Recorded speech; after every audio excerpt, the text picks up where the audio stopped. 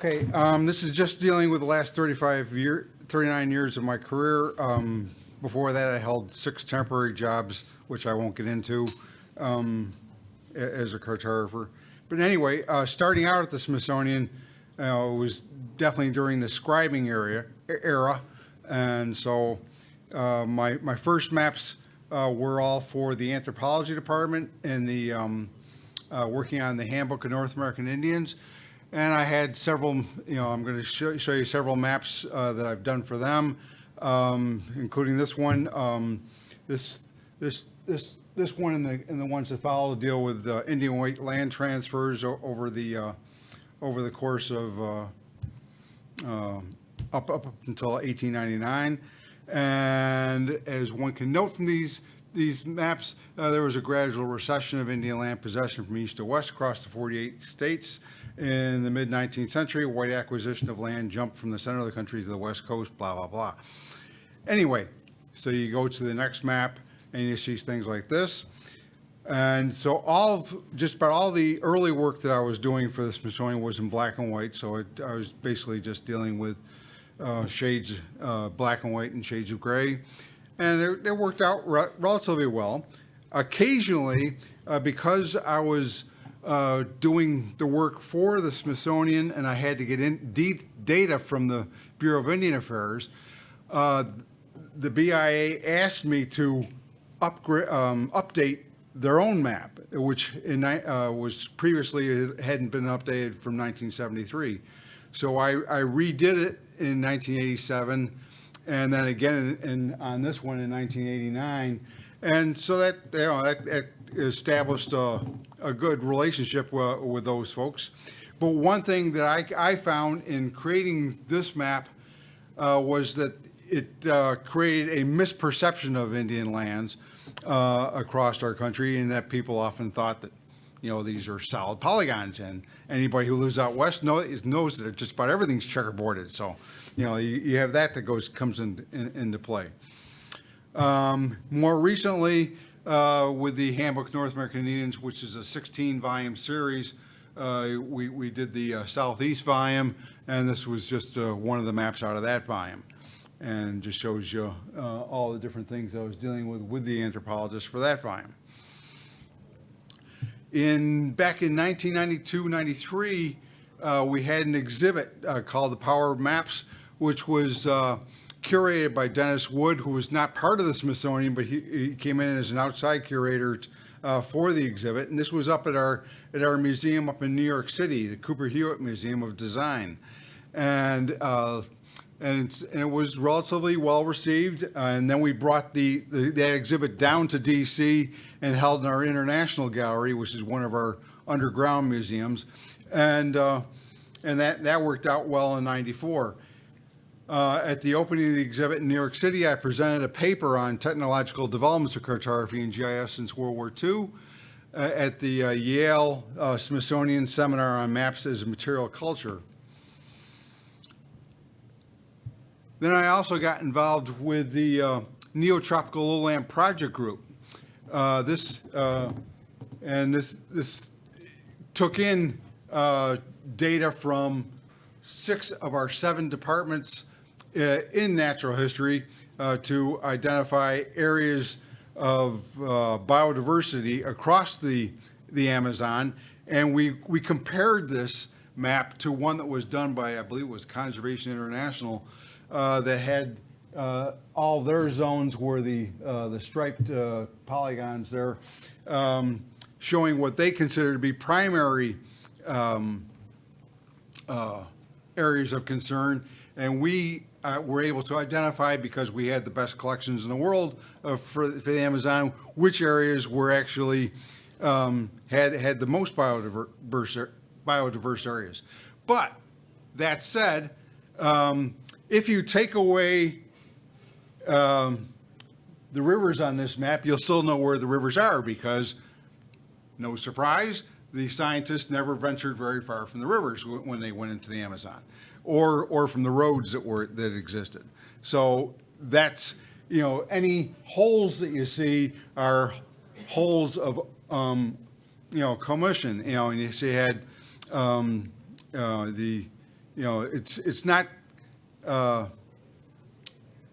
data absence. It's just there wasn't the effort just wasn't put in to get the extra the data from some of the areas that are toned and white on there. Anyway, my first time I got involved with exhibits was with the African Voices Hall in Natural History. And one thing you get when you're dealing with exhibits is that you have a specific set of colors you're allowed to work with. They for any one exhibit, and it changes from exhibit to exhibit. So you are allowed specific. The exhibits office will tell me specific colors that I'm allowed to use with any of the maps, and that works out. You just have to be. You just can't have favorite colors or favorite fonts for that matter, because the exhibits department dictates to you, what fonts and colors you're allowed to use. So this will just show you a few. Basically, the African Voices Hall, it just provides a geography lesson for any visitors to the museum about Africa. So that's and this is just a few of the maps that we had there. What was it? There were 20 maps I created for this exhibit. All the maps in the exhibit were to teach the basic geography of Africa. Here it deals with independence. Here's another one deals with religious history, different empires across northern Africa. And then occasionally I get asked to get involved with temporary exhibits. We had a celebration of Charles Walcott's expedition to British Columbia and the discovery of the Burgess Shale. And basically, I brought in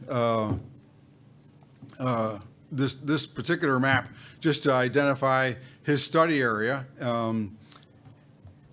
And then one map to go with it was this one here, where we took a map that he had and I put symbols on it to identify where he was standing when he took and which direction he was pointing when he took various photos.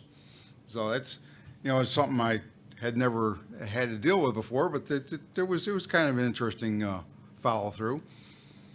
Another exhibit I got involved with was Himalayan cultures in the Sackler Gallery, and there was again basic geography showing people. We did not bother with national borders because we wanted to concentrate on the cultures and the features of South Asia. The Ocean Hall, which had I spent 2 years working on before it opened. There's over 40 maps that I created and designed and researched to put in that hall, and that was a lot of fun and a lot of work.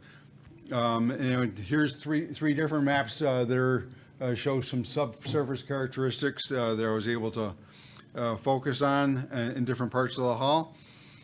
Another one was to show invasive species and how they travel around the world in the oceans. And we have one on where we have a large right whale hanging from the ceiling. We show that the right whale migrations off the East Coast, and their calving grounds and feeding grounds. And then we have also, as part of that exhibit, the cultures of Eastern Asia and northwestern North America that are dependent upon salmon. And then there's also some focus on a couple of marine protected areas of the United States. I'll never try and pronounce the one that deals with Hawaiian Islands. It's a big long Hawaiian name, but also we got the one above it for the Florida Keys. And then also in the Ocean Hall, putting together the map that was created from geophysical data of the asteroid impact site on the coast of the Yucatan. that resulted in mass extinctions. And then we also dealt with chlorophyll across the oceans and coastal upwelling off of Peru and California. And then we have and this is not dealing with the oceans so much, dealing with just our worldwide collections, and how and this is the map that I made in 2005, where I mapped over 1 million georeferenced collection localities. We now have more than 2 million collections that are now georeferenced, and only 146 million to go. So don't hold your breath. The Smithsonian Traveling Exhibition Service asked me to get involved with their America on the Move, and one map they had was dealing with the slave trade simultaneously with migrations, voluntary migrations from Europe, with forced migrations from Africa. Along that same exhibit also had major roads and river highways in the first half of the 1800s. Also had the Trails of Tears. It's often, unfortunately, you see the term Trail of Tears, and I always like to have plural because obviously there was quite a few trails that were involved in that forced migration. And then there's U.S. Major railroad routes. One thing that I found in creating this map is that there's the railroad network. I forget exactly what the exact website is. Has a decade by decade set of maps of all the the growth of railroads across the country. So that made my job easier, in terms of just simply picking 1890 and just identifying all the rails that were existing at that time. And then a more simple map was postal air routes that existed in 1926, down to monitored interstates and other selected routes. Again, somewhat more recently, in 2009, I created this map for the Dinosaur Hall, and it got moved to the Deep Time Hall in 2019. The dinosaur collection points, which are all the red dots on there, on this map were compiled by our dinosaur curator, Matt Carano, of the Natural History Paleobiology Department, from all museums, not just ours, their dinosaur records across North America. Unfortunately, when it got moved, the curator, Matt, wanted to have it. He forgot to tell the exhibits department that he wanted to include it in the new hall, and so it's still sort of in the new hall, but it got placed right next to the entrance to the women's restroom.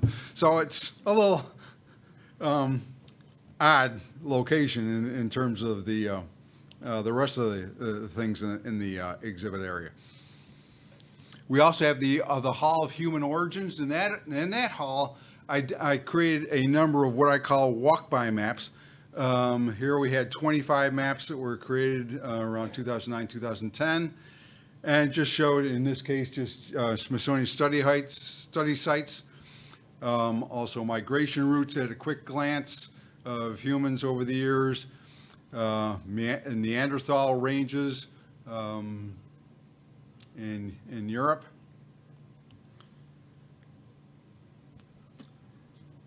And then on occasion, I get to go out in the field with some of our scientists. I spent 2 summer field seasons in 2011, 2012 in Mongolia, doing mapping for our anthropologists there.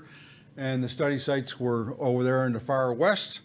Our anthropologists have been involved in the far west, the far north, the east and the south. They're all over the country, but this particular project was just in the far west. Anyway, this zooms you in a bit more on that area, and you can see the 4 primary study areas. And then the main study area was what we call the Balut Hills, and our campground was right here, and the Balut Hills were across here. One nice thing I was able to do before we went was, aside from purchasing the high-resolution imagery from GeoEye, was I was able to get it in stereo. So I was able to create a 3D landscape and create a nice set of contours for it. And I created, in this case, a map book where each, each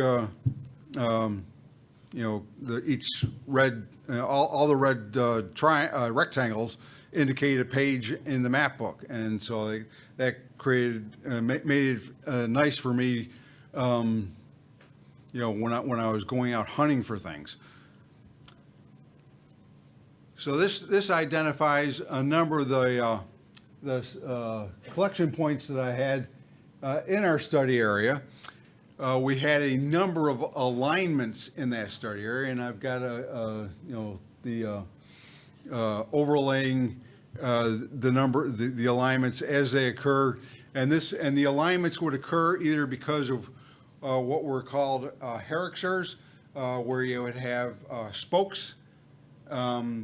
A herixer could be anywhere from just a few meters to 50 meters in size, and the spokes would be pointing in particular, sometimes cardinal directions, sometimes towards sacred peaks or sacred valleys, or just they might have what's called a ball, a series of rocks in a row pointing towards something as well that they considered to be important back in the ancient times.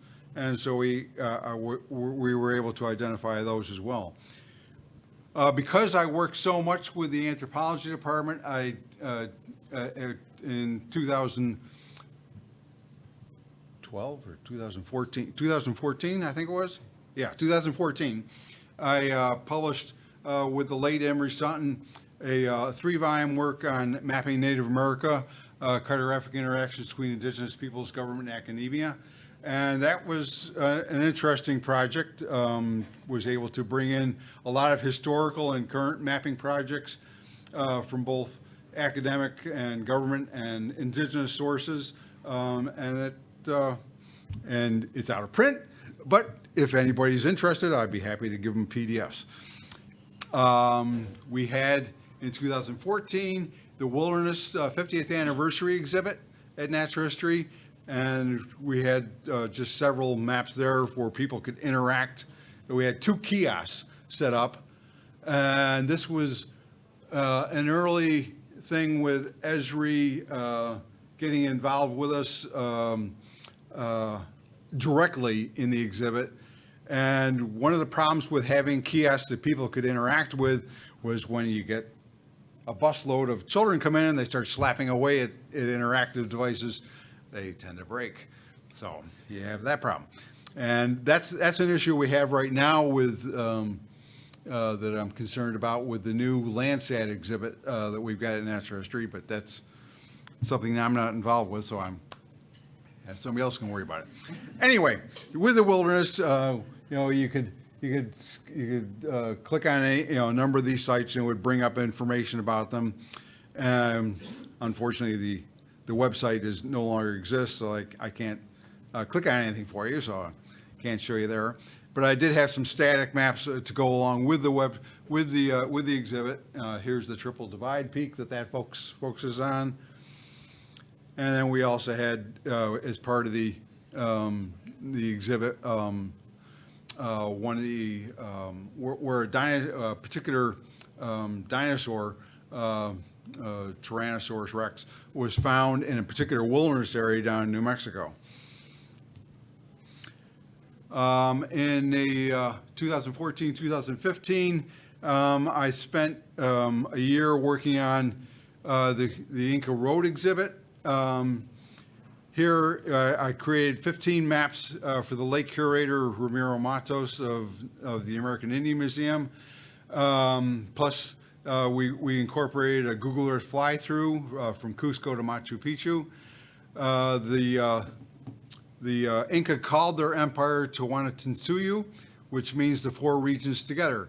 At its peak, the empire covered much of Western South America, and this exhibit opened at the American Indian Museum in June 2016 and closed 4 years later. One thing about this, no one had ever comprehensively mapped the Inca road system before.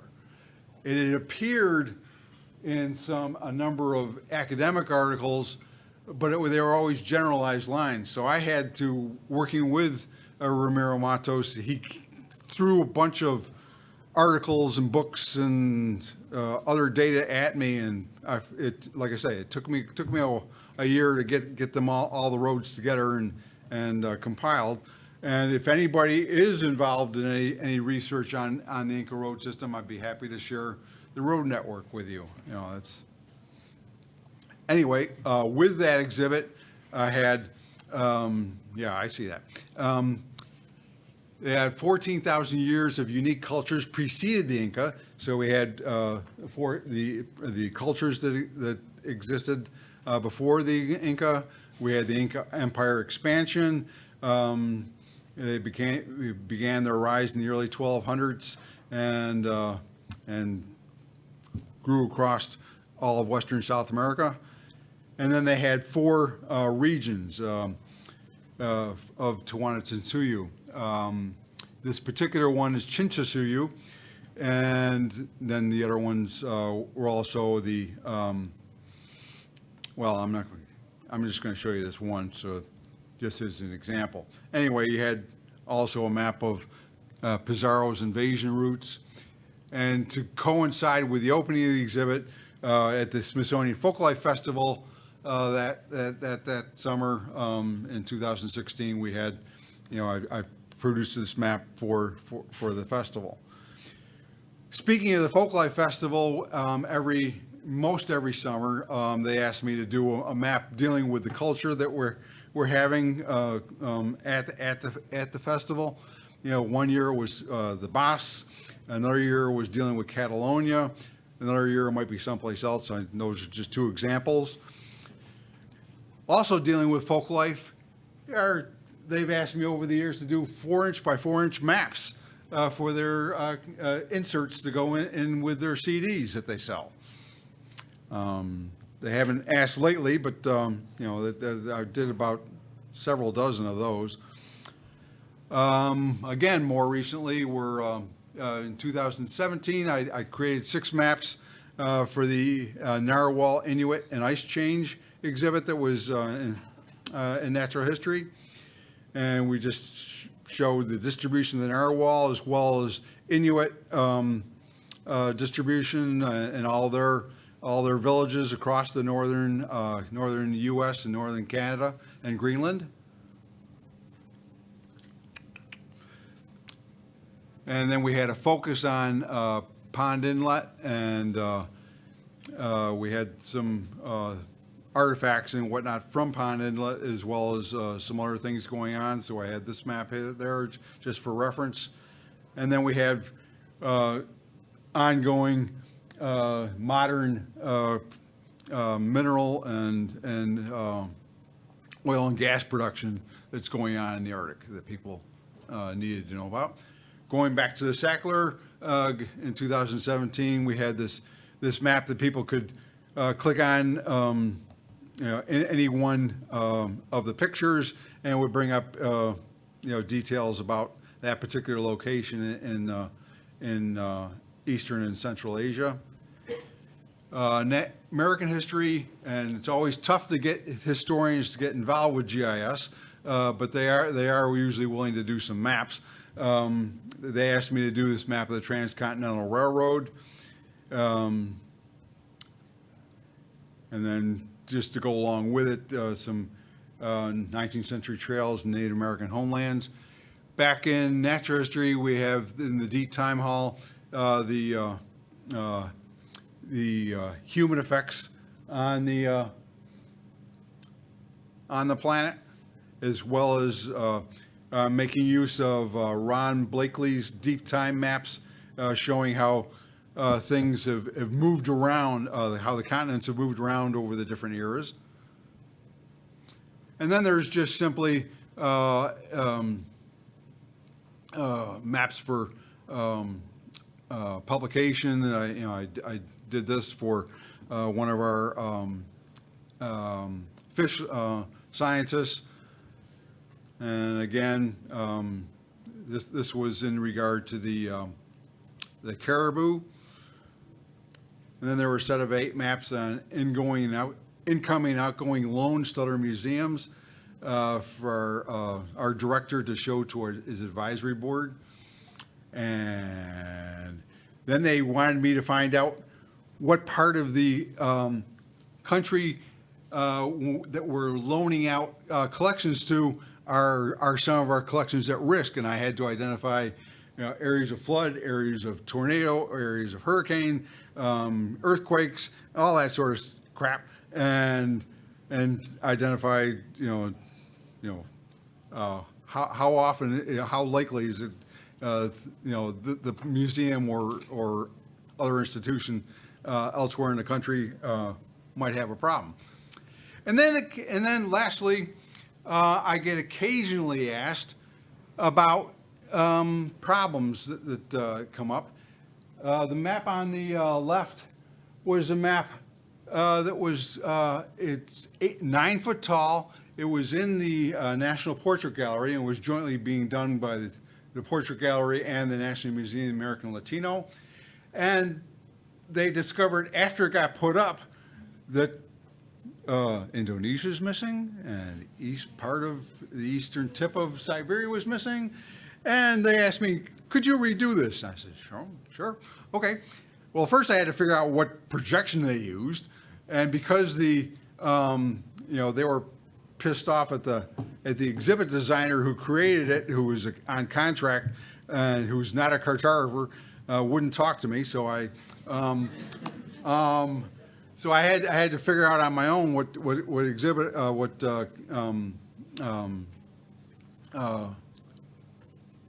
projection they used. I figured out it was a modified Eckert 5 projection that the designer had copied and pasted portion and didn't know how to copy and paste, really, a portion of the eastern hemisphere to the west, and accidentally left off the eastern tip of Siberia as well as much of Indonesia and Papua New Guinea.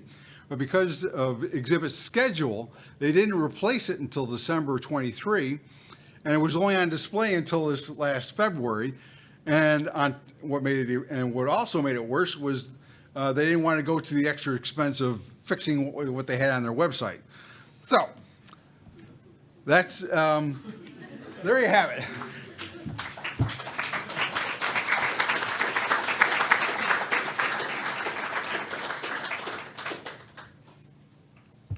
Any questions? By the way, I'm an old fart and I'm going to be retiring in a couple of months, and so I've been letting lots of people know that, and this is a good place to do that. But while Jack Jangerman is on our board and he's convinced the powers that be to replace me with 2 people, they haven't done anything about it yet. And I'm getting a little concerned. So keep your eyes open if you're looking for a job or looking to change jobs, and two positions should open up. I mean, one obviously can't open up until after I leave, but the new position should be open up now, but it isn't. Anyway, any questions? How did you stay current in the tech over the course of 39 years? How do I stay current? Well, I've taken lots of classes from Esri. I've also been very active in, aside from being active in NACIS, I've also been active in GIS, Cartography and Geographic Information Society, and in the Canadian Cartographic Association. So I like to read all of the articles that are in the 3 journals, as well as I converse with other colleagues around the world. Yeah. All right. Any burning questions? Good chance. Okay. Go once. Thank you, Dan.